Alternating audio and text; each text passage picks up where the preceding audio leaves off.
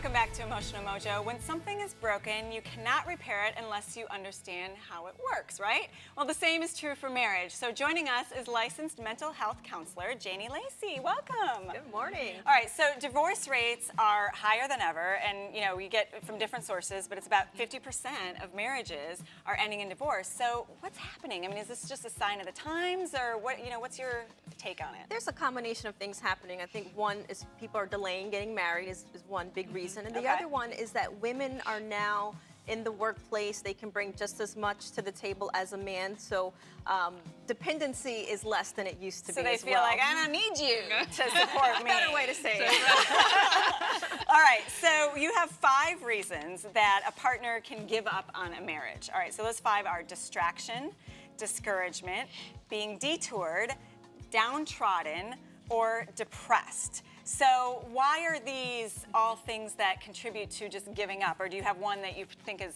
kind of the most important? Well, the first one is distraction. There's work. We can be married to our job. That can be the affair partner, or there can actually be an affair partner. Right. So we have a distraction, and then depression. When depression enters a relationship, it's hard for the partner to really understand what that individual's going through. And then detoured basically means that you are just sick and tired of not being heard.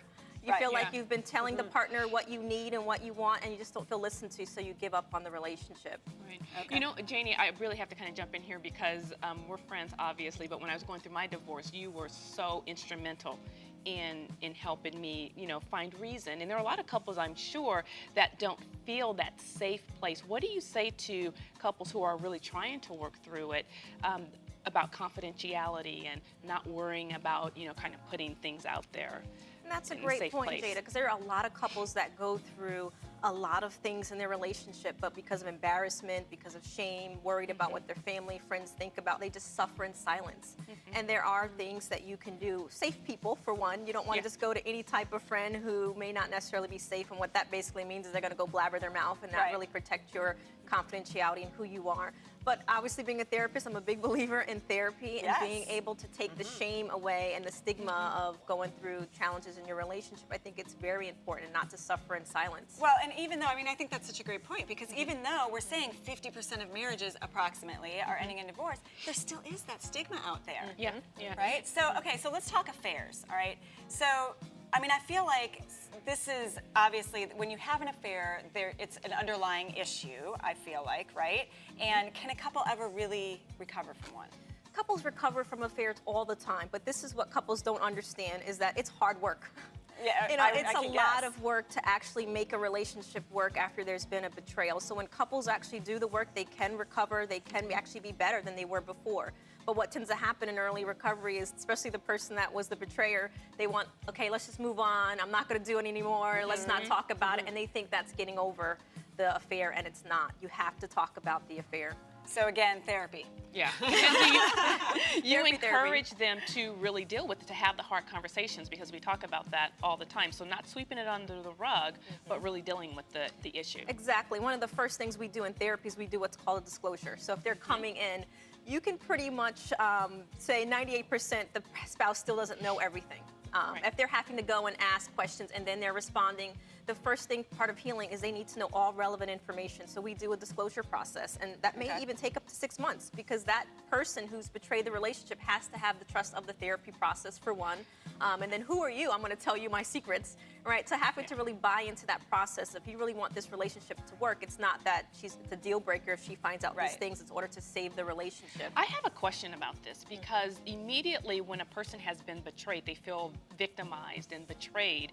Do they need to know all of the juicy details? Oh, great question. Right. I was going to ask that question. You took the word from it. Yeah. Absolutely not. And some spouses actually don't like this response, because they feel like they want to know positions, color, and all the types of things. And if I say it's in the right space in your head, it's going to traumatize you. So really being able to help that betrayed person understand what is relevant to you, and if you need to ask these questions, what's the reason you're asking, and help them prepare for the consequences. But ultimately, if they want to know those questions, then I say then he needs to give it, or she. Right. Okay, so switching gears, what about couples that lose that spark Okay, because I think this happens a lot with people. You know, you're married for 10, 12, 14, 20 years, and sex just sort of becomes something that goes by the wayside. How do you help couples with that? Absolutely, and sometimes they're married 2 years. Exactly. It happens very quickly. But there's a variety of things that I suggest that couples do, and the first thing is I love Gary Chapman's work, The Love Language. Because we will tend to love people in the way that we want to be loved or the way we were loved. And it's not necessarily the way that our partner needs to be loved. So first we need to have that PhD in their history. How do they most feel love, where they can actually feel it from you versus, well, I just love you and this is the things I do to love you. Really understand them. And you say be adventurous. Yes, there's so many times in the office where couples will say, well, she doesn't want to do this or he doesn't want to do this. I'm not interested. You know, you have to have an open mind and try new things, have new memories, have that adventurous side, and just go ahead and have fun. But the key thing is have to have an open mind. Okay, and you say also consistency. So does that mean like scheduling it at a certain time or place or what? Consistency would more do with the overall interactions of the relationship. When couples will say in the beginning she would do this or he would do that, those are the types of things you want to do on a daily basis, physical touch. Give someone a compliment, ask them how their day was. All those things that really connected you in the beginning, you have to put a lot of effort later on in life when it comes to those. And what's an element of surprise?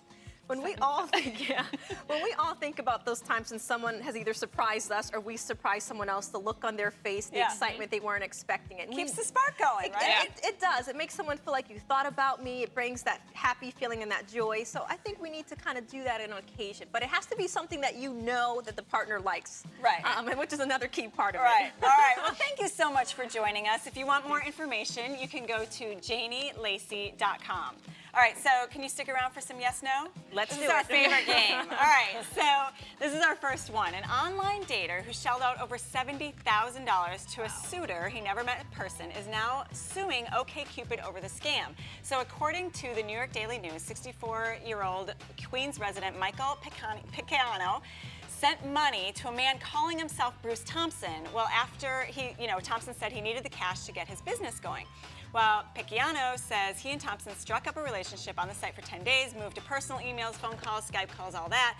So the lawsuit accuses the website of failing to conduct even minimal screenings of its subscribers and therefore deceptively creating the impression that their dating service is safe. So here's your question. Do you think that he has a case? Do you think OkCupid should be sued for this? I don't think so, but I'm still kind of confused. I don't think so either. I think we all said no. Yeah. Why do you say no?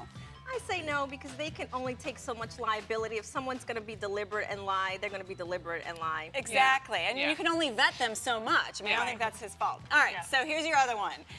One woman felt judged in the judgment-free zone after the staff at Planet Fitness in Richmond, California, told her to put a shirt on over her intimidatingly toned body. Nice problem to have. So Tiffany Austin was back in the gym getting in shape after she was recovering from a recent car accident, and her workout was cut short.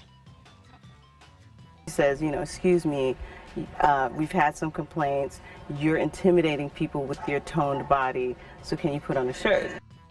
All right, so she was wearing a spaghetti strap tank top, capri pants, but her midriff was exposed, and she doesn't think her attire was out of line. Platinum Fitness is standing by their policy, that some dress code policy that they apparently have. So she got her money back, she canceled her membership. So here's your question. Did the gym that claims to be the judge-free zone go too far? Yes. Yes. All the way across we all the agree board. today. All right, I think so. I mean, come on. Yes. She wasn't wearing anything that revealing. I see people in those gym clothes all the time. Typical gym attire. All right, there's more in Emotional Mojo. Stay with us. We'll be right back.